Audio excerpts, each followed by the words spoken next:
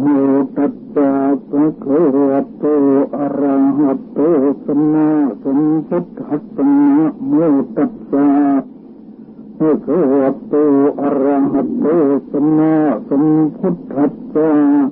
นะโมตัสสะภะคะวะโตอะระหะโตสัมมาสัม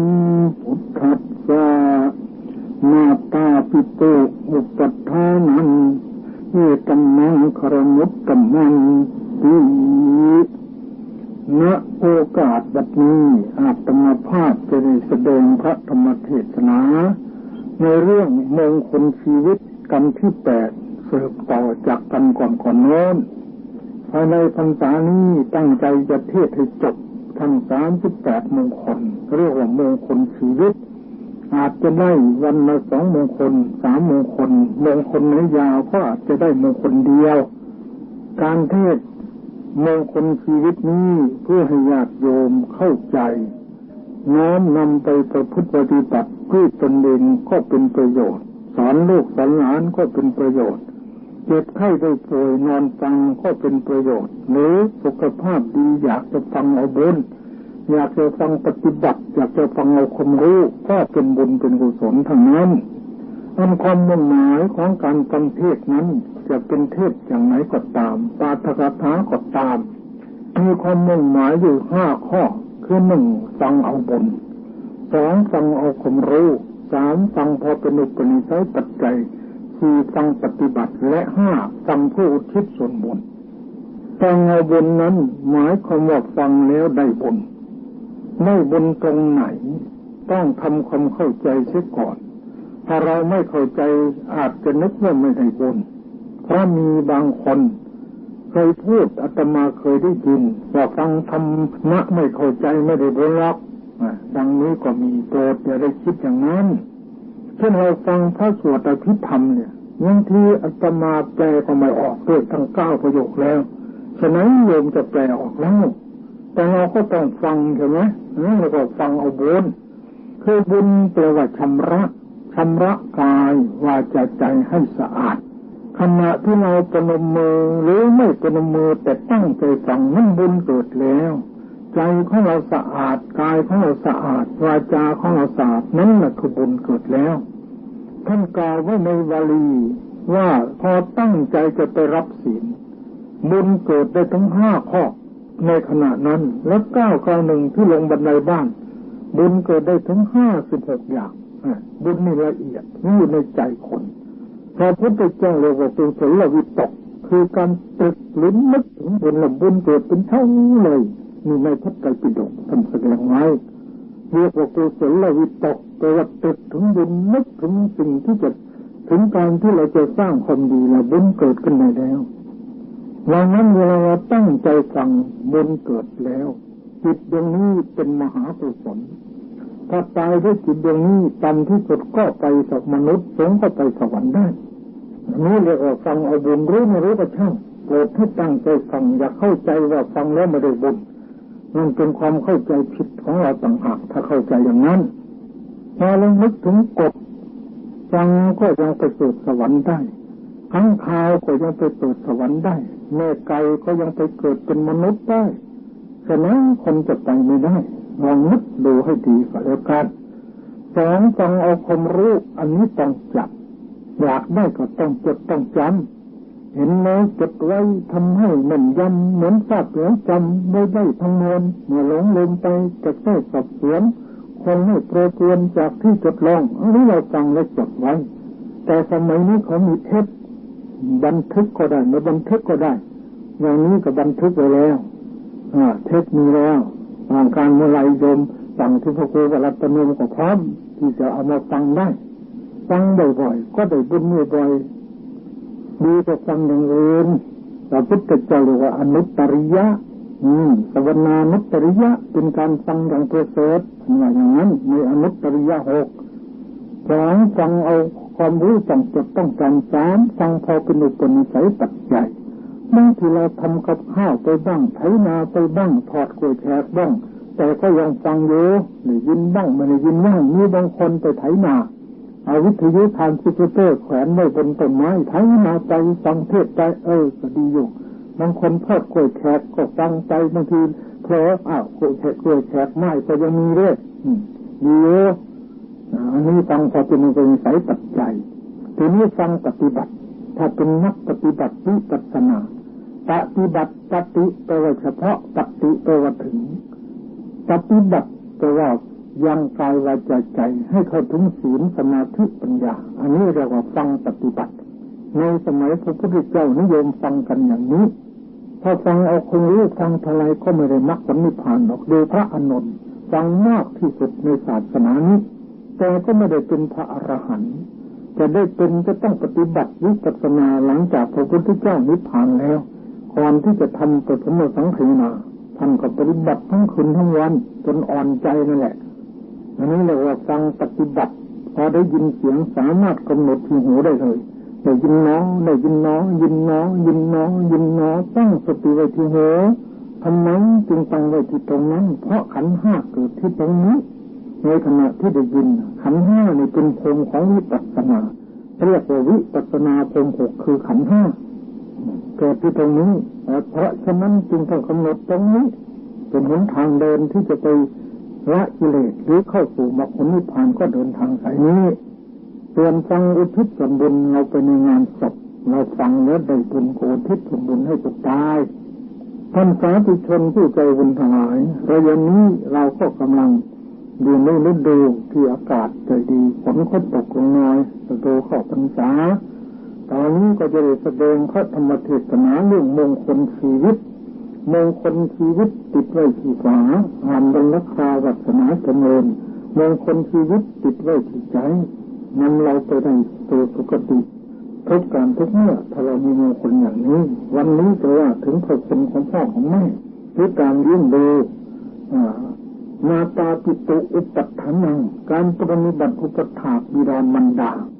พระพุทธเจ้าตรัสว่าเป็นมงคลมันสูงสุดเพราะฉะนั้นจะเทศมงคลนี้ก่อนคำว่ามารดาแปลว่าผู้นับถือบุตรคือนับถือว่าเป็นลูกของตัวก็ได้แปลว่าผู้รักษาบุตรคือรักษาลูกของตัวให้ได้รับความสุขกายสุขใจก็ได้แปลว่าผู้ยังลูกให้ดื่มคือยังลูกให้ดื่มนมดื่มน้ำดื่มเครื่องดื่มรสประทับก็ได้แปลว่าผู้อันบุตรพึงนับถือคือลูกทุกคนจะต้องนับถือมารดาของตนยิ่งกว่าใครทั้งหมดนี่เรียกว่ามารดาส่วนคำว่าบิดาก็แปลว่าเป็นที่ตั้งแห่งความยินดีของสัตวโลกทั้งมวลหมายความว่าสัตวโลกคือผู้เกิดขึ้นมาทุกคนต้องมีพ่อเมื่อเห็นพ่อก็ต้องพอใจดีใจชื่นใจด้วยกันทั้งนั้นแล้วก็แปลว่าผู้รักษาสัตวโลกทั้งปวงหมายความว่าพ่อของลูกทุกคนต้องรักษาคุ้มครองป้องกันลูกของตนทุกวิถีทางเพื่อให้มีความสุขสบายปลอดภัยทุกประการและแปลว่าผู้รักใคร่บุตรหมายความว่าพ่อทุกคนต้องรักใคร่นับถือลูกเอ็นดูลูกสงสารลูกของตนทั้งนั้นให้ความเอ็นดูเมตตาแก่ลูกมีวันหนึ่งอ่านหนังสือพิมพ์ไปพบพ่อกับลูกพ่อดูจะเอาไปเห็นปลาตามธนาบาปลาช่อน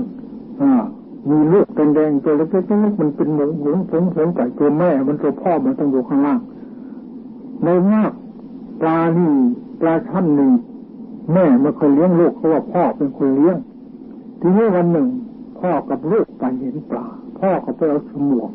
จะมาแทงปลาลูกก็ถามว่าพ่อถ้าแทงถูกมันตายไหมตาย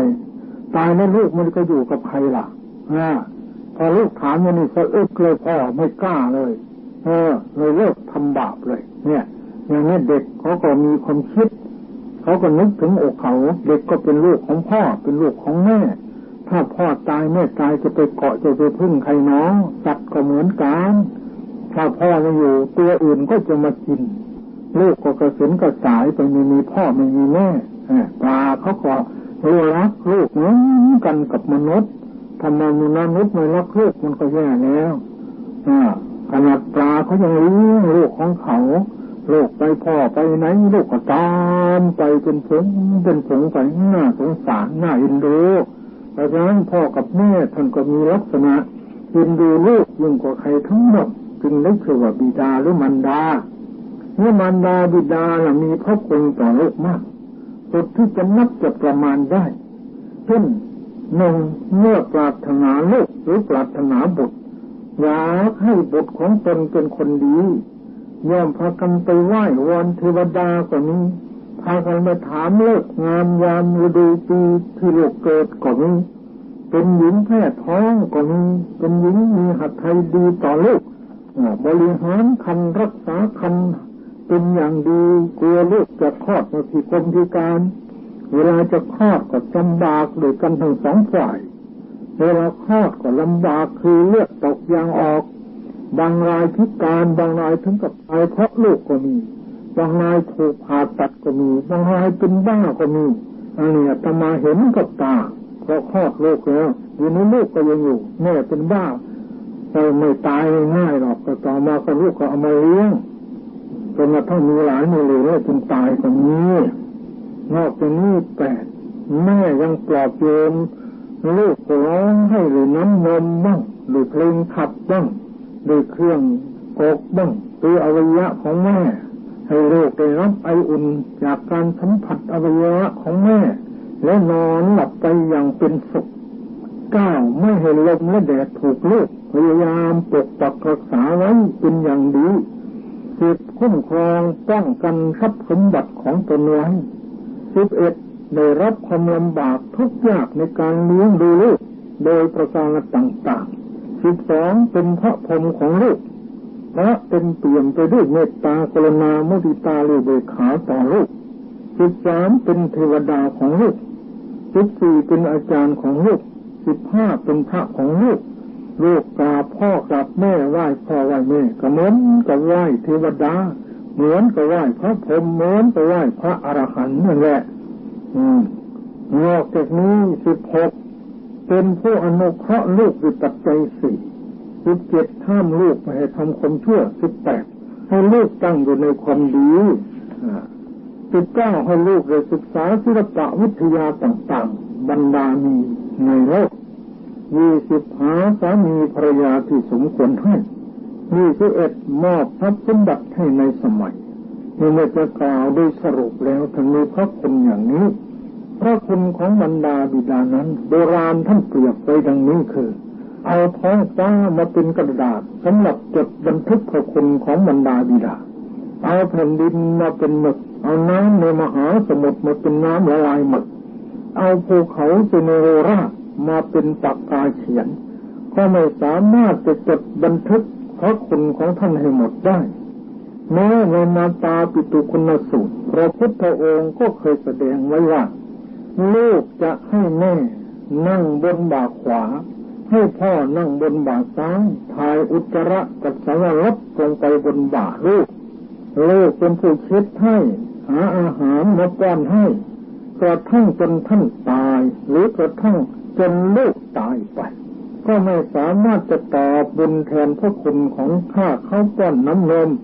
ที่ท่านได้ถนอมความเครื่องบำรุงเลี้ยงทรงพักมาเป็นหนักหนาถึงวันหิวก็หาอาหารมาให้ถึงวันไข้ก็บำรุงจนหายทั้งเปรี้ยวหวานสารพัดจัดหาไม่ไว้อย่าเที่ยงสายใบยินไม่ได้ว่าการบำรุงมารดาบิดามีอยู่2อย่างคือบำรุงภายนอกหนึ่งบำรุงภายในบำรุงภายนอกแบ่งเป็น5อย่างคือ1นอบน้อมด้วยกายแสดงความเคารพด้วยวาจา2สักการะด้วยข้าวต้มข้าวสวยเครื่องดื่มเสื้อผ้าที่อยู่ที่อาศัยเครื่องอบเป็นน้ำอบน้ำหอมและน้ำร้อนน้ำเย็นล้างเท้านวดทาด้วยน้ำมันเป็นต้น3เป็นมีบัตรอุปถากด้วยยูกยาในยามเจ็บไข้ได้ป่วยหรือไม่สบาย4ท่านได้เลี้ยงออกมาแล้วเลี้ยงท่านตอบเลี้ยงหัวใจของท่านทำอะไรอย่าให้ผิดอกผิดใจของท่านทนุถนอมน้ำใจของท่าน5ทำกิจการงานของท่านไม่บอกไม่ขานไม่วานก็ต้องเชื่อวิสัยของลูกที่ดี ในส่วนการบำรุงภายในก็แบ่งออกเป็น7อย่าง1ดำรงวงตระกูล2ประพฤติตนให้สมควรที่จะรับทรัพย์มรดกภายนอกภายใน3รักษาน้ำใจท่านให้ดีที่สุดเท่าที่จะทำได้4ชักนำท่านให้ตั้งอยู่ในศรัทธา5ชักนำท่านให้ตั้งอยู่ในศีล6ชักนำท่านให้ได้ฟังธรรมะ7ชักนำท่านให้ได้เจริญสมถะและวิปัสสนากรรมฐานลูกอกตัญญูให้โทษทั้งในภพนี้และภพหน้าเสื่อมจากประโยชน์ทั้ง3เช่นตัวอย่างต่อไปนี้มิตรวินทุกุมมารมิตรวินทุกุมมารเป็นลูกเศรษฐีมีทรัพย์80 โกฏในศาสนาของพระพุทธเจ้าพระนามว่ากัสสปะแม่ห้ามไม่ให้ไปค้าขายทางเรือไม่เชื่อฟังแม่จับไว้ก็ไม่ยอมฟังสลับมือแม่ให้ล้มลงทำให้แม่ลำบากพอไปถึงกลางทะเลเรืออับปางว่ายไปสู่เกาะแห่งหนึ่งเห็นกงจักรเป็นดอกบัวกงจักรหมุนหัวอยู่ในแดนของไฟให้ผลอย่างนี้แหละปัจจุบันนั่นแหละมหาโมคคัลลานะเมื่อครั้งก่อนท่านเป็นบุรุษอยู่ในเมืองพาราณสี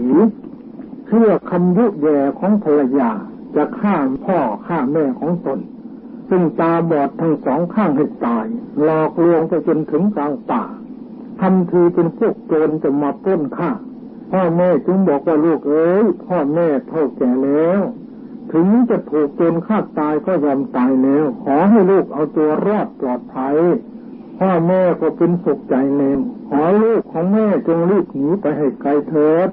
เมื่อลูกได้ยินบาจารอ่อนหวานเปล่งออกมาจากดวงใจอันบริสุทธิ์เช่นนั้นจึงสำนึกในความผิดของตัวเองได้แต่ได้ลงมือทุบตีท่านไปแล้วท่านก็ยังไม่ถึงตายเมื่อแต่กายทำลายขันตัวเองก็ต้องตกนรกหลายชาติเกิดมาเป็นคนก็ถูกเขาฆ่าตายหลายชาติสุดท้ายเป็นพระอรหันต์แล้วก็ยังถูกผลกรรมตามสนองคือถูกโจร500 ทุบตีจนปรินิพพานลูกกตัญญูกตเวทีคือลูกที่รู้จักบุญคุณของมารดาบิดาแล้วก็ทำการตอบแทนก็ย่อมเป็นมงคลได้ในปัจจุบันก็มีลูกบางคนเคยอ่านพบทางหนังสือพิมพ์เอาปืนไปยิงอีเห็นมาได้แล้วก็มาแกงอีเห็นเอาเหล้ามากินแล้วเดินเอาพวกเพื่อนออกมาระยะพอพ่อขึ้นมาอันนี้เชิญพ่อทานเหล้ากับแกงอีเห็นพ่อไม่ทานพ่อจะทานข้าวกับน้ำพริกก็โกรธให้พ่อเรามีดไล่แทงพ่อก็วิ่งหนีตายลูกมันก็ไปโดนสะดุดมีดแทงตัวเองไส้ไหลตายเลยนี่เห็นไหมปัจจุบันนี่แหละลูกถึงเนรคุณพ่อแม่เลยพ้นในชาตินี้มีบางคนพ่อแม่มาเยี่ยมลูกอยู่ในกรุงเทพเลยพ่อแม่ไปทำอะไรเข้าลูกก็ไปว่าพ่อแม่จะร้องไห้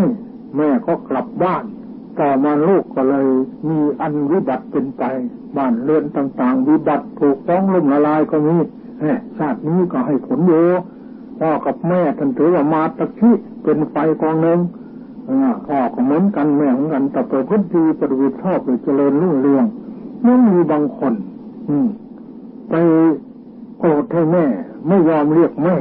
เวลาคนนั้นไปได้ผัวมีลูกมาเป็นผู้เป็นใบ้หมดเลยขณะนี้ยังมีชีวิตอยู่แล้วมีอีกคนหนึ่งไปด่าแม่ตัวเองว่าแม่ตัวเองโกรธเวลาป่วยมีหนอนตัวดำๆออกมาจากปากต้องจ้างเขาเก็บเจละ10 บาทนะชาตินี้เนี่ยกรรมเวรมีอยู่นะ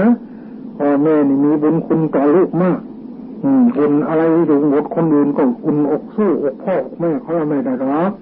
บางทีลูกทำผิดเนี่ยพ่อแม่ให้อภัยแต่คนอื่นเขาไม่ให้นะถึงอย่างไรก็ยังให้อภัยพระพุทธเจ้าถือว่าพ่อแม่นี่มีบุญคุณมากอโหปาการาภิกขเวมาตาปิตโลโนก่อนภิกษุทั้งหลายมารดาบิดาเป็นผู้ที่มีอุปการะคุณต่อลูกมากเป็นผู้บำรุงเลี้ยงดูรักษาและแสดงโลกนี้แต่ลูก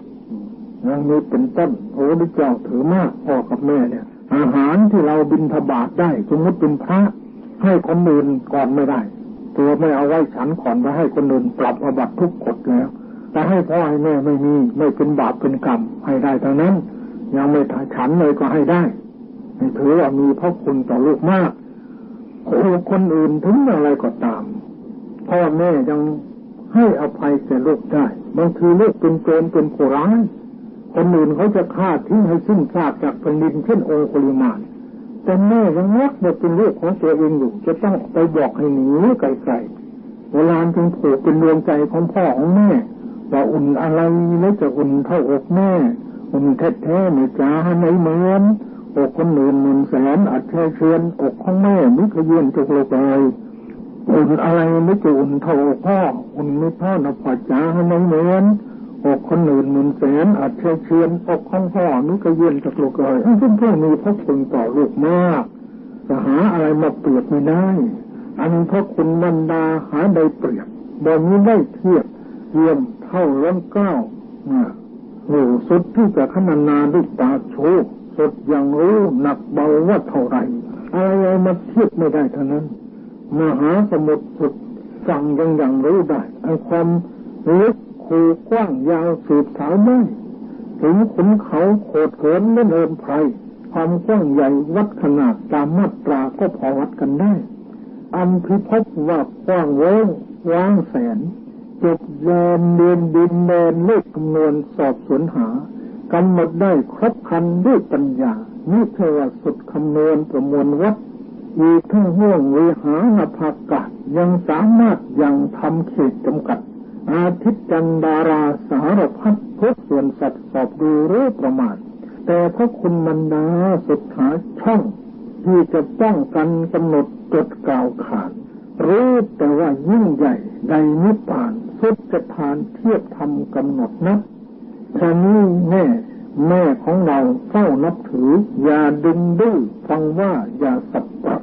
อย่าถือโทษโกรธขึ้นถึงสันทัดกล่าวบังคับขู่เข็นเช่นใครๆถ้าไม่ให้พูดอยากให้พูดดีต่อพ่อต่อแม่ให้อ่อนหวานอย่างนี้จึงจะดีดังนั้นลูกจึงจะต้องตอบแทนพ่อแม่ถ้าผู้ที่ประพฤติดีปฏิบัติต่อพ่อต่อแม่ดีแล้วมีแต่ความสุขความเจริญท่านกล่าวว่าเป็นมงคลคือหนึ่งลูกจะไม่เสื่อมจากประโยชน์โลกนี้ไม่เสื่อมจากประโยชน์โลกหน้าและไม่เสื่อมจากประโยชน์อย่างยิ่งสองพ้นภัยต่างๆขึ้นสวรรค์สามดาบทเป็นตัวอย่างสามพ้นทุกข์ขึ้นแรงโพธิสัตว์เป็นตัวอย่างสี่ได้ลาภขึ้นพระยานกแขกเต้าได้นาแปดเกศเป็นตัวอย่างห้าได้ยศเป็นเสนาบดีมีนายสุตนะเป็นตัวอย่างหกได้รับความยกย่องสรรเสริญไม่ได้รับแต่ความโศกเจ็ดพ้นจากอบายขึ้นรามบุรุษแปดร้อนถึงเทวดาขึ้นนางกัจจานีเก้าเข้าถึงพรหมขึ้นดาบทสองพี่น้องสิบตายไปมีคนสร้างอนุสาวรีย์ให้เช่นพญาช้างโพธิสัตว์11เป็นพลวัตปัจจัยให้ได้มรรคผลนิพพานอันนี้แสดงโดยย่อๆว่าพระคุณของพ่อของแม่ได้เป็นมงคลได้อย่างนี้นี่ตัวอย่างประกอบในมงคลเหล่านี้ก็มีมากจะยกมาพอเป็นตัวอย่างเล็กน้อยบุรุษเลี้ยงบรรดาบิดาคือในกรุงสาวัตถีเรามีบุตรเศรษฐีคนหนึ่งฟังพระธรรมเทศนาของพระศาสดาแล้วมารดาบิดาออกบวชศึกษาเรียนธรรมวินัยเจริญวิปัสสนากรรมฐานไปไม่ช้าไม่นานท่านก็ได้ทราบข่าวว่ามารดาบิดาของท่านจนเริ่มแต่เวลาที่ลูกชายบวชแล้วนั้นทรัพย์สมบัติก็ง่อยหลอลงตามลำดับจนถึงกับต้องขอทานเป็นผู้ที่น่าสงสารอย่างยิ่งพอลูกชายบวชได้ประมาณ12 พรรษาเมื่อได้ทราบข่าวว่ามารดาบิดาของท่านยากจนจึงคิดจะลาศึกไปเลี้ยงมารดาบิดาไปทูลลาพระพุทธเจ้าพระองค์ตรัสว่าเป็นพระก็สามารถเลี้ยงมารดาบิดาได้ตั้งแต่นั้นมาเมื่อท่านบิณฑบาตได้ก็นำไปเลี้ยงมารดาบิดาได้สังฆทานได้ผ้านุ่งผ้าห่มมาก็นำไปให้แก่บิดามารดาท่านมีความกังวลปรนนิบัติบำรุงมารดาบิดาจนตัวเองสุกผอมมีผิวพรรณหม่นหมองเมื่อพระพุทธองค์ทรงทราบตรัสสาธุการถึง3 ครั้งตรัสว่าเธอตั้งอยู่ในหนทางที่เราดำเนินมาแล้ว ทรงเล่าเรื่องสุวรรณสามชาดกให้พระสงฆ์ฟังประกอบภิกษุทั้งหลายการเลี้ยงมารดาบิดาเป็นวงของบัณฑิตทั้งหลายแล้วก็ทรงประกาศสัจจะทั้งหลายผลสุดท้ายภิกษุเลี้ยงมารดาบิดา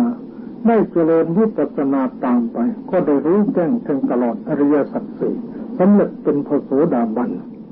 เรื่องนี้ที่เห็นได้อย่างเด่นชัดแล้วว่าผู้ที่เลี้ยงมารดาบิดาย่อมได้รับแต่ความยกย่องสรรเสริญจากนักปราชญ์และเป็นสิริมงคลแก่ตนเองทั้งภพนี้และภพหน้าสามารถเป็นภาวะปัจจัยให้ผู้นั้นได้สำเร็จมรรคผลนิพพานดังภิกษุรูปนี้เป็นตัวอย่างอันนี้ก็แสดงถึงพระคุณของพ่อของแม่ว่าเป็นมาอย่างไรเราควรจะได้ทนุถนอมน้ำใจท่านอย่างไรบ้างเรื่องนี้ก็สมควรแล้วพอเป็นตัวอย่างโดยย่อๆแต่จะยกตัวอย่างมาอีกก็ยังมีอีกเช่นอย่างสุวรรณสามเนี่ยสุวรรณสามนี่พระพุทธเจ้าของเราสวยพระชาติเป็นดาบทชื่อว่าสุวรรณสามอาศัยอยู่ในอาสมใกล้ฝั่งแม่น้ำชื่อมิขสัมมัตตาในกรุงพาราณสีปฏิบัติมารดาบิดาของตนผู้ตาบอดโดยความเคารพนอบน้อมเป็นอย่างดีในสมัยนั้นพระเจ้าแผ่นดินกรุงพาราณสีนามว่ากบิลยะมอบราชสมบัติให้แก่มารดาด้วยความโลภในเนื้อเสด็จไปสู่ป่าหิมพานต์ทรงฆ่าเนื้อสวยด้วยพระองค์เองพอถึงที่อยู่ของดาบททรงพบรอยเท้าเนื้อที่ท่าตักน้ำเดิมของสามัญดาบททรงทำซุ้มด้วยกิ่งไม้ซ่อนพระองค์อยู่ทรงเห็นสามัญดาบทแวดล้อมไปด้วยหมู่เนื้อมาอาบน้ำจึงยิงด้วยลูกศรอันกำซาบด้วยยาพิษพระโพธิสัตว์ล้มลงนอนสอบถามบุคคลผู้ทำผิดได้กล่าววาจาอย่างอ่อนหวานพระราชาทรงสดับวาจานั้นทรงดำริว่าผู้นี้แม้ถูกเรายิงล้มลงแล้วยังไม่ด่ายังไม่ปริพาทเรากลับร้องเรียกเลยค่อยทำอันไพเราะน่ารักน่าสงสารน่าอินดูแล้วเสด็จไปหาสามัญดาบทนั้นเห็นสามัญดาบทประสบทุกข์พระองค์ทรงกันแสงในการนั้นเทพธิดาชื่อสุนทรีผู้อยู่ประจำเขาคันธมาศเคยเป็นบรรดาของมหาสัตว์ในอดีตภาพที่เจ็ดรู้เหตุนั้นแล้วจึงคิดว่าถ้าเราจักไม่ไปณที่นั้นไซพ่อสามารถบุตรของเราจักตายเมื่อเขาตายแล้วมารดาบิดาจักไม่มีอาหารจักสุดพร้อมและตายไปตามกันแม้พระราชาก็จักมีหฤทัยแตกสวรรคตแต่เมื่อเราไปแล้วพระราชาจักเสด็จไปสู่อาสมนำมารดาบิดาของพ่อสามะมาครั้นมารดาบิดาถึงแล้วก็จะทำสัจจกิริยาแม้เราก็จะทำบุตรของเราก็รอดชีวิตด้วยอาการอย่างนี้เมื่อมารดาบิดาผู้ตาบอดก็จะกลับตาดีพระราชาทรงสดับธรรมเทศนาแล้วจะเสด็จไปสู่พระนครทรงบำเพ็ญมีระบุญมีทานศีลเป็นต้นครองราชสมบัติโดยธรรมแล้วจะไปเกิดในสวรรค์ดังนี้แล้วณที่นั้นมีกายไม่ปรากฏและไปณที่นั้นมีกายไม่ปรากฏยืนอยู่ในอากาศกล่าวว่ามหาราชเจ้าพระองค์ทรงเลี้ยงมารดาบิดาของพ่อสามะทั้งสองผู้มีตาบอดเหมือนดังพ่อสามะเถิดเมื่อเป็นเช่นนั้นพระองค์จะไปสู่สุคติพระราชาสดับคำนั้นแล้วเสด็จไปยังอาสมเพื่อบำรุงมารดาบิดาของพ่อสามะนั้นจัดบอกเรื่องราวนั้นทั้งหมดเมื่อมารดาบิดาของพ่อสามะทูลว่ามหาราชเจ้าถ้าอย่างนั้นขอพระองค์โปรดนำข้าพเจ้าทั้งสองไปณที่นั้นด้วยเถิดพระราชาได้ทรงทำอย่างนั้นแล้วโยมาตรังปิตรังวามัตโตธรรมเมนะโปสติเทวาปินังติกิจขันติมาตาเปติพรังนารังโยมาตรังปิตรังวามัตโตธรรมเมนะโปสติอิเทวนังแต่สังสันติเปรตกิสัตเทปโมทตินรชนเลี้ยงมารดาบิดาโดยธรรมะเทพดาทั้งหลายก็ช่วยแก้ไขบุคคลนั้นนรชนใดเลี้ยงมารดาบิดาโดยธรรมะนักปราชญ์ทั้งหลายย่อมสรรเสริญนรชนนั้นในโลกนี้เองนรชนนั้นตายแล้วย่อมบันเทิงอยู่ในสวรรค์ผลที่สุดพระราชามีพระชนฤทัยดีทรงสมาทานศีลห้าทรงไหว้พระโพธิสัตว์ทรงดำบุญมีทานเป็นต้นทรงครองราชสมบัติโดยธรรมะในเวลาสิ้นพระชนมายุได้เสด็จถึงสวรรค์เข้าถึงสวรรค์ ส่วนพระสามะยังฌานอภิญญาให้เกิดแล้วเข้าถึงพรหมโลกพร้อมกับมารดาบิดานิทานเรื่องนี้สอนให้รู้ว่าลูกที่ปฏิบัติมารดาบิดาย่อมพ้นจากความทุกข์ได้รับความสุขทั้งในชาตินี้และชาติหน้าเรื่องของสารีบุตรเถระพราหมณ์คนหนึ่งชื่อราธะอยู่ในกรุงราชคฤห์บุตรภรรยาไม่นับถือจึงไปสู่เวรุวันของหอบรรพชาภิกษุบางพวกเห็นว่าพราหมณ์คนนี้แก่ไปไม่อยากจะบวชให้พระศาสดาทรงทราบเหตุนั้นแล้วตรัสว่าภิกษุทั้งหลายใครระลึกถึงอุปการคุณของพราหมณ์นั้นได้พระสารีบุตรกราบทูลว่าข้าแต่พระองค์ผู้เจริญข้าพระองค์ระลึกได้คือพราหมณ์นี้ได้สั่งให้เขาถวายอาหารแก่ข้าพระองค์ทัพทีหนึ่งพระเจ้าข้าพระศาสดาตรัสว่าสาธุสารีบุตรสัตบุรุษทั้งหลายเป็นผู้กตัญญูเป็นผู้กตเวทีสารีบุตรถ้ากันนั้นเธอจงให้พราหมณ์นั้นบวชเถิดจงให้พราหมณ์นั้นอุปสมบทเถิดท่านสารีบุตรให้ราชพราหมณ์นั้นบวชแล้วพาไปอยู่ในอาวาสของตนถวายบิณฑบาตอันประณีตซึ่งเป็นส่วนของตนแก่ท่านสอนวิปัสสนากรรมฐานให้ไม่ช้าไม่นานราธภิกษุก็ได้สำเร็จเป็นพระอรหันต์ทั้งนั้นพระสงฆ์ได้ประชุมสนทนากันว่าพระสารีบุตรเถระเป็นผู้กตัญญูกตเวทีพระศาสดาทรงสดับคำนั้นตรัสว่าพระสารีบุตรเป็นผู้กตัญญูกตเวทีในชาตินี้เท่านั้นหาไม่ได้แม้ในชาติก่อนสารีบุตรเกิดเป็นช้างก็เป็นผู้กตัญญูกตเวทีเหมือนกันแล้วตรัสอรีนจิตชาดกในปฐมวรรคทุกนิบาตนิทานเรื่องนี้เชื่อเห็นได้อย่างเด่นชัดแล้วว่าบุคคลผู้กตัญญูกตเวทีเป็นบุคคลหาได้ยากแท้และเป็นมงคลอันสูงสุดแก่ผู้นั้นเอง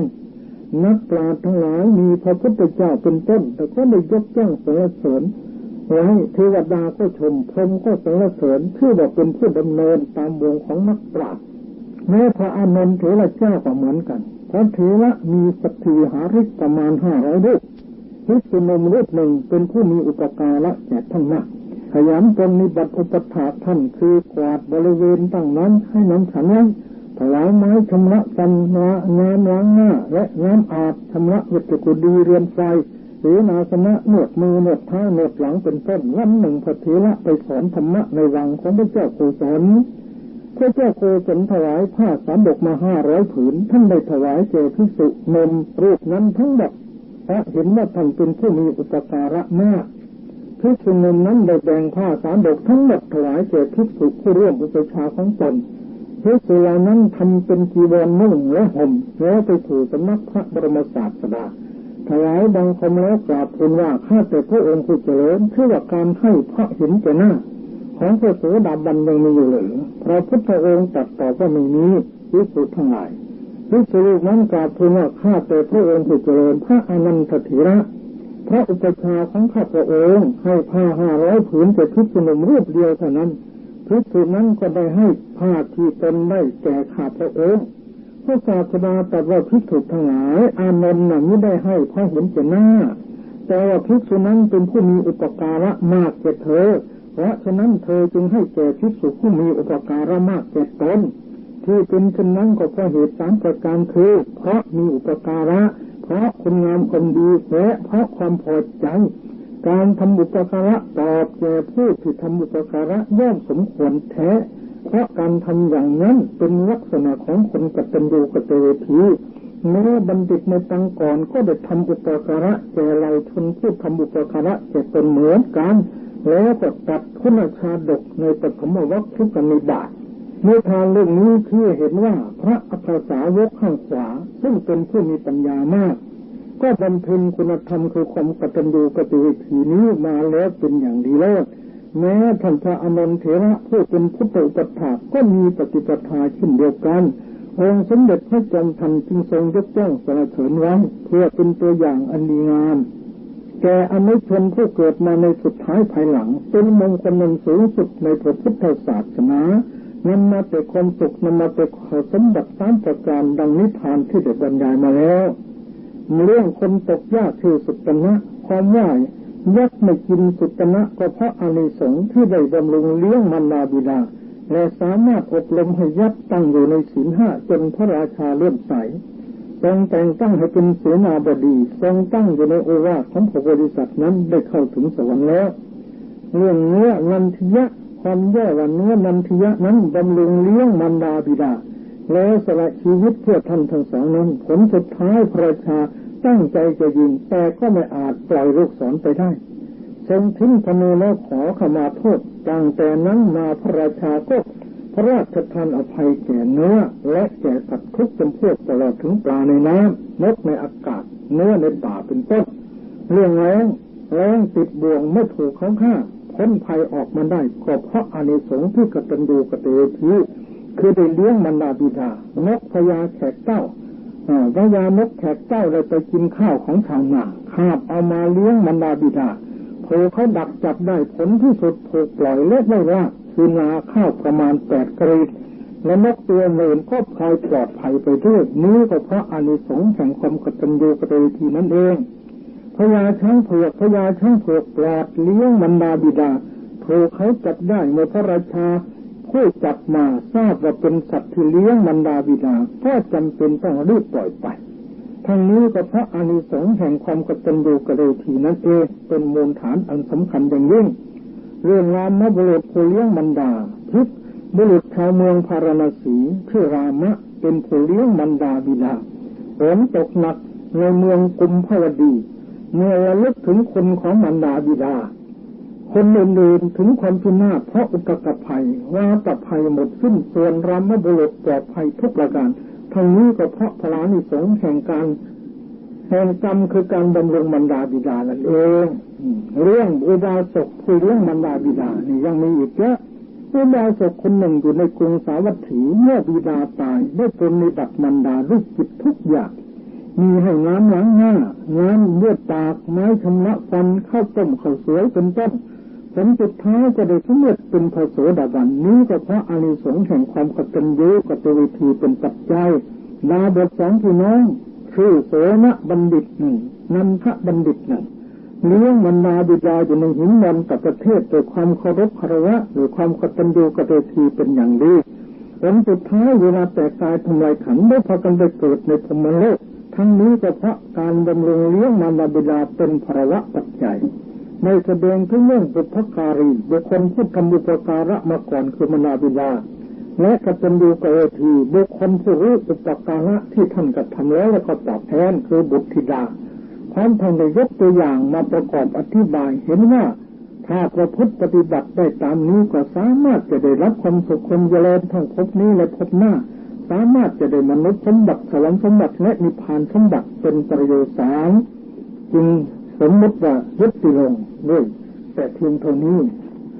ส่วนมงคลต่อไปคือมงคลที่12ว่าถึงการเลี้ยงลูกเลี้ยงบุตรก็จะเอามาแสดงย่อๆวันนี้จะเอา2 มงคลคำว่าบุตรหมายความในหลายอย่างคือหมายความว่าผู้ป้องกันพ่อแม่ไม่ให้ตกนรกคือลูกที่ดีมีแต่ชักนำพ่อแม่ให้ตั้งอยู่ในทานกุศลศีลกุศลภาวนากุศลคำว่าบุตรจึงเป็นชื่อของขุนนรกขุนหนึ่งหรือถ้ามีลูกผู้ชายได้บวชเรียนเป็นอ่าน ถือว่าป้องกันพ่อแม่ไม่ตกนรก2คำว่าบุตรหมายความว่าผู้ชำระตระกูลของตนให้สะอาดคือลูกดีมีศีลธรรมนำพ่อแม่พี่น้องญาติมิตรให้พากันประกอบแต่กุศลจิตชำระตนให้สะอาดทั้งกายวาจาใจ2คำว่าลูกหรือคำว่าบุตรหมายความว่ายังหัตถ์ไทยของพ่อแม่ให้เต็มคือลูกที่ดีนำมาแต่ความอิ่มใจสุขใจให้แก่พ่อแก่แม่3คำว่าบุตรหรือลูกหมายความว่าผู้อันพ่อแม่พึงเลี้ยงคือเมื่อลูกยังอ่อนอยู่นับตั้งแต่เป็นกะละอยู่จะต้องตกเป็นภาระภุระที่พ่อแม่จะต้องทนุถนอมอุปถัมภ์บำรุงตลอดมาบุตรนั้นเมื่อจะกล่าวตามอำนาจแห่งคุณธรรมแล้วสมเด็จพระผู้มีพระภาคเจ้าตรัสว่ามีอยู่3 จำพวกคืออภิชาตบุตรหนึ่ง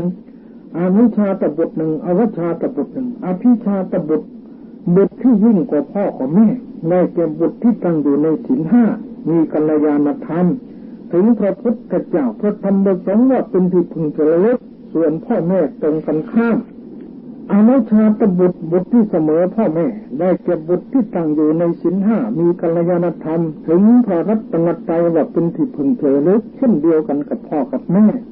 อวิชชาตบุตรที่เลวกว่าพ่อกับแม่ได้แก่บุตรที่ไม่ตั้งอยู่ในศีล 5 ไม่มีกัลยาณธรรมและไม่มีพระรัตนตรัยเป็นที่พึ่งจะระลึก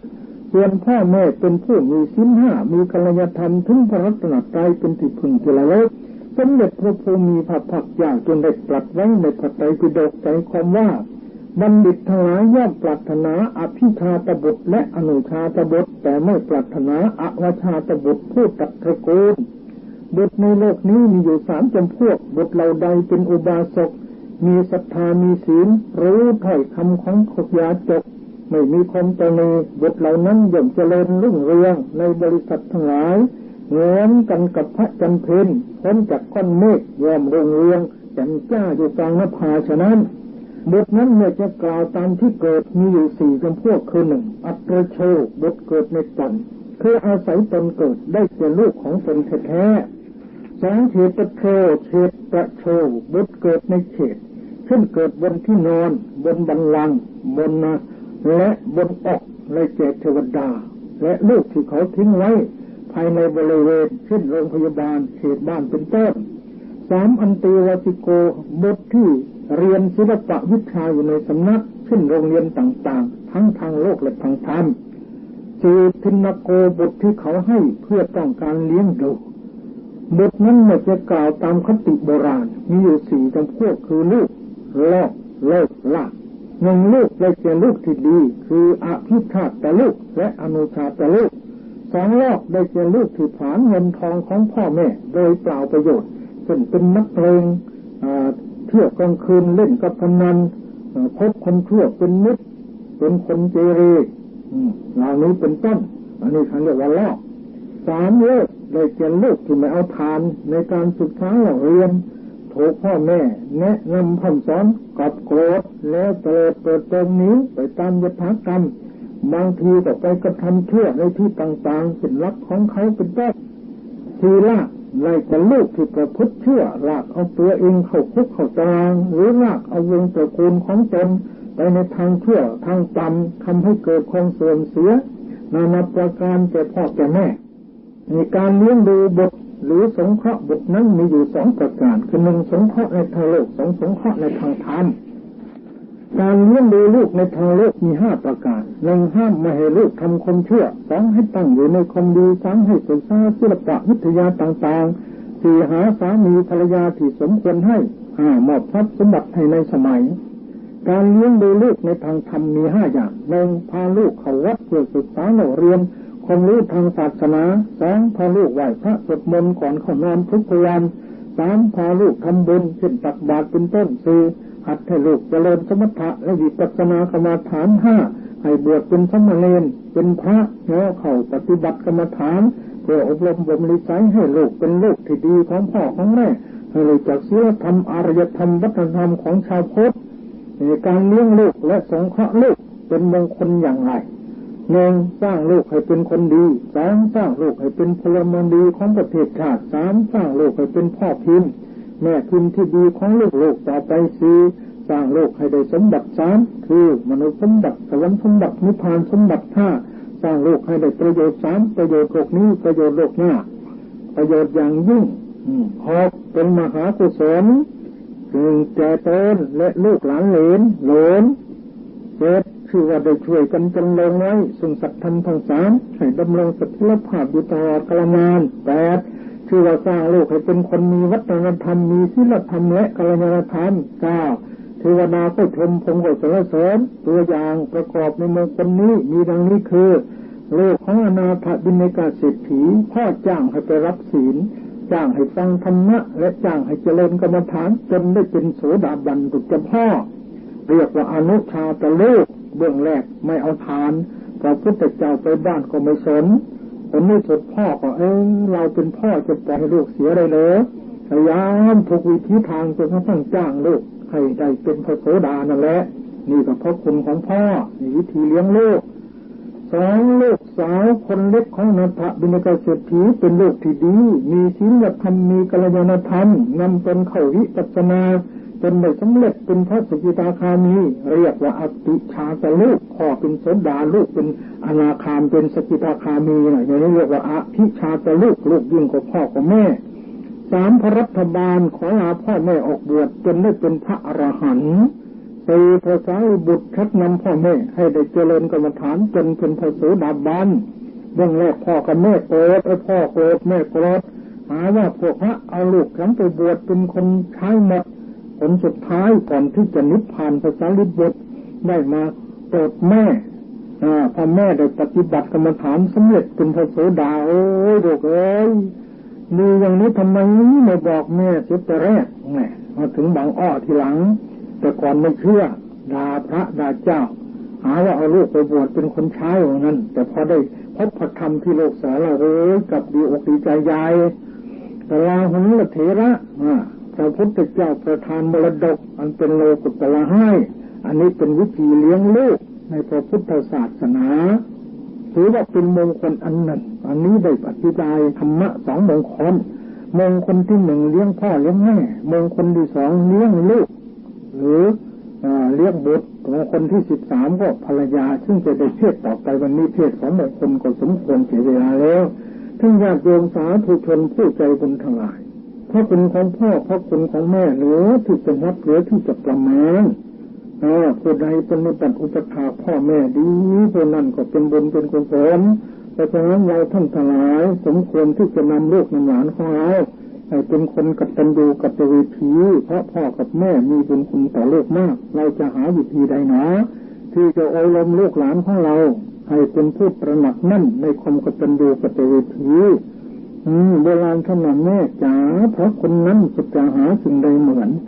น้ำใจแม่ชดช่วงเหมือนเดินเดือนเตือนให้ลูกกตัญญูไม่รู้วายรักอะไรถึงจะแท้ถ้าแม่รักโอกสมัครสายเลือดไม่หดหายรักอื่นยังติดจากว่ารักใครติดจังง่ายไม่กีรังเหมือนบรรดาจะเปรียบเทียบสิ่งใดย่อมไม่ได้เพราะคุณแม่มันไส้มากหนักหนาแม่อยู่อุ่นใจลูกทุกเวลาได้เห็นหน้าแสนชื่นละลื่นใจพระคุณของแม่พระคุณของพ่อยามกินแม่ก็ให้กินกับมือแม่ยามอ้อแอแม่รักจัดถนอมยามร้องให้แม่ก็ใส่ใจประนอมจะขมุกขมอมแม่สะชำระกายอันนี้พระคุณของแม่มีมากเหลือที่จะนับจะประมาณเพราะฉะนั้นลูกทำอย่างไรหนอจึงจะรู้จักพระคุณของแม่ยามหลับแม่ก็เคยจับเปลคอยกวัดสารพัดเพลงการงานขยายกล่อมเจ้าให้เขานิทราสบายทุกข์หรือภัยแต่สักนิดคอยจิตกันเจ้าอยู่สุขแม่สุขคอยตามเจ้าคำทุกข์แล้วแม่ทุกข์สุขหายหัน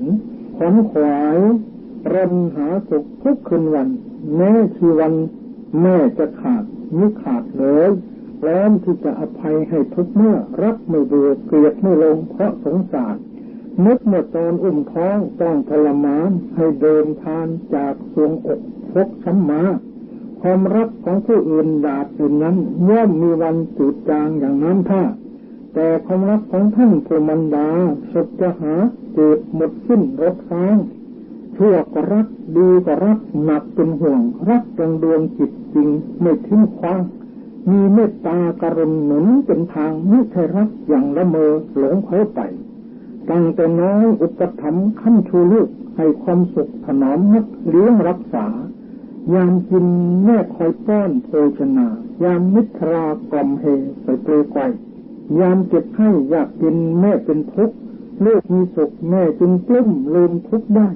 รักลูกแสนแหนหวงเหมือนดวงใจตีด่าก็ไปลูกใส่ถีนี่แหละท่านสาธุชนทั้งหลายพระคุณของแม่พระคุณของพ่อขอให้ลูกดีเถิดเราลองนึกถึงตัวอย่างนางสุปวาสามีลูกอยู่ในท้อง7 ปี7 เดือน7 วันคือพระศรีวลีครั้งออกมาแล้วลูกเอ้ยดีเหลือเกินใจบุญทุนทานเฉลียวฉลาดพอแม่เลี้ยงพระนิมนต์พระพุทธเจ้าไปลูกชายก็คุยก็ออกกับภาษาลิบุตรแม่ก็คุยอยู่กับพระพุทธเจ้าใกล้ๆกันภาษาลิบุตรนั่งข้างขวาของพระพุทธเจ้านี่ติดพระพุทธเจ้านั่นแหละพระสารีบุตรถามศรีวลีอยู่ในท้องแม่ลำบากไหมโอ้ยพระคุณเจ้าเอาจีนรกลำบากกว่านี้เท่านี้แหละแม่โอ้ยดีอกดีใจใหญ่เลยพระพุทธเจ้าลองถามดูนี่สัพพุตวาสาถ้าได้โลกดีอย่างนี้อยากได้อีกไหมอยากได้อีก7 คนพระพุทธเจ้าค่ะดูสิโยมคนเดียวอยู่ในท้อง7 ปี7 เดือน7 วันก็สิ้นลำบากแล้ว แต่พอลูกดีทำอะไรความลำบากความทุกข์ของแม่หายหมดลืมหมดเลยนี่คือดวงใจของแม่ดวงใจของพ่อเมื่อทำดีอย่างนี้ลูกทำไมจะในละคุณได้เหรือถ้าคนไหนในละคุณพ่อแม่ลงคอได้คนนั้นก็โอ้หรือมันจะหาที่พึ่งไม่ได้แล้วดังนั้นอย่าพักกันลืมพระคุณของพ่อของแม่เคยเตือนบอกไปแล้วไม่ใช่หรืออุ่นอะไรเลยจะอุ่นเท่าอกแม่อุ่นแท้ๆแม่จ๋าหาไหนเหมือนอกคนอื่นเหมือนแสนอัดเชิญอกของแม่นี่คือยันจากลูกเอ๋ยปฏิบัติท่านเถิดเมื่อยังมีชีวิตบางคนเข้าใจผิดพอพ่อตายแม่ตายแล้วโอ้ยร้องห่มร้องไห้กันเป็นการใหญ่ทำบุญน่ะบางทีต้องกู้หนี้ยืมสินเข้ามาแล้วท่านจะได้รับหรือไม่ได้รับก็ไม่ทราบให้เมื่อท่านมีชีวิตนี่แหละทำเมื่อท่านมีชีวิตนี่แหละให้ท่านเห็นตายไปแล้วก็ทำไม่เป็นไรแต่ว่าทำไม่มีชีวิตอยู่นั่นแหละดีที่สุดเราก็ทำบำรุงพ่อแม่เมื่อท่านยังเห็นหน้าเห็นตากันอยู่พูดจากันได้นี่แหละถูกหลักที่สุดแล้วบางคนเวลาพ่อแม่อยู่ไม่ค่อยสนอะไรตายแล้วก็ไปยืมหนี้ยืมสินมาทำบุญเป็นการใหญ่อันนั้นรู้สึกมันจะไม่ค่อยดีนะทางดีว่าท่านมีชีวิตนี่แหละท่านทั้งหลายเอาละวันนี้อาตมาภาพได้แสดงพระธรรมเทศนาในมงคล2 ข้อเรียกว่ามงคลชีวิตติดไว้ที่หัวใจสามารถจะนำเราไปสู่สุคติสวรรค์สมบัตินิพพานสมบัติได้คือการปฏิบัติอุปถากบิดามารดาเป็นมงคลนั้นสูงสุดประการหนึ่งการเลี้ยงโลกให้ดีก็เป็นมงคลนั้นสูงสุดประการหนึ่งได้2 มงคลจบแล้วแสดงพระธรรมเทศนามาในวันอาทิตย์นี้ก็นับว่าสมควรแก่การเวลาขอยุติไว้แต่เพียงเท่านี้เทศนาประโยชน์เมนาวสารการปฏิสินสุดยุติลงแห่งการแสดงพระสัทธรรมเทศนานี้สัพพุทธานุภาเวนะมหานุภาพแห่งคุณพระศรีรัตนตรัยอติไสยบุญญาเขตขอท่านผู้ใจบุญทลายจงอยู่เย็นเป็นสุขปราศจากทุกโศกโรคภัยเจริญในลาภยศอายุวรรณะสุขภละปฏิภาณธรรมสารสมบัติตลอดการเป็นนิจมีดวงจิตสถิตมั่นอยู่ในสัจธรรมนำตนให้พ้นทุกข์ถึงสุขอันไพบูลย์กล่าวคือมรรคผลนิพพานด้วยกันทุกท่านเทินยะถาวริวหาปุราปริปุเรนติสากรังเอวเมหิโตตินังเปตานังอุปกัปปตินิจิตังปจิตังตุมหังสุปเมวสมิทโตสัพเพปุเรนตุสังกปาจันโทปนลโสยะถามะนิโชติราโสยะถาสัพพิติโยวิวัชชันโตสัพพโรโควินัสตุมาเตปวัตตวันตรายโยสุขีทุพาโยโกภวะอภิวาทนาสีวิสนิจจังวัฏฐาปจายโนสัตตาโรธรรมาวัฏฐันติอายุวันโนสุขังภะลัง